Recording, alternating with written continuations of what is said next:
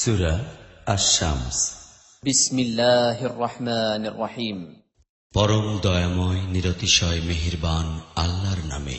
والشمس وضحاها والقمر إذا تلاها والنهار إذا جلاها সূর্য ও উহার রৌদ্রের শপথ, চন্দ্রের শপথ যখন উহা সূর্যের পিছনে পিছনে আসে, দিনের শপথ যখন উহা সূর্যকে প্রকট করিয়া তোলে, والليل إذا يغشاها والسماء وما بناها এবং রাত্রের শপথ যখন উহা সূর্যকে আচ্ছাদিত করিয়া লয়, আকাশমণ্ডলের এবং সেই সত্তার শপথ যিনি উহা সংস্থাপিত করিয়াছেন, والأرض وما طحاها আর পৃথিবী ও সেই সত্তার শপথ যিনি উহাকে বিছাইয়া দিয়াছেন, ونفس وما سواها فألهمها فجورها وتقواها মানব প্রকৃতির এবং সেই সত্তার শপথ যিনি উহাকে সুবিন্যস্ত করিয়াছেন, অতঃপর উহার পাপ ও উহার তাকওয়া তাহার প্রতি ইলহাম করিয়াছেন।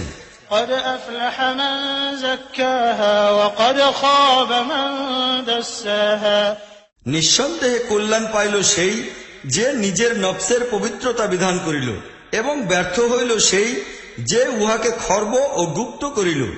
كذبت ثمود بطغواها إذ انبعث أشقاها فقال لهم رسول الله ناقة الله وسقياها সামুদ জাতি নিজের সীমালঙ্ঘনের ভিত্তিতে অমান্য করিল।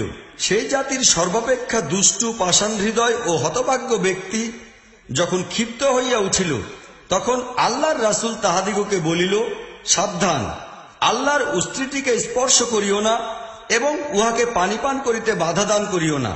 فكذبوه فعقروها فدمدم عليهم ربهم بذنبهم فسواها কিন্তু সেই লোকেরা তাহার কথাকে অগ্রাহ্য করিল এবং উষ্ট্রীটিকে মারিয়া ফেলিল।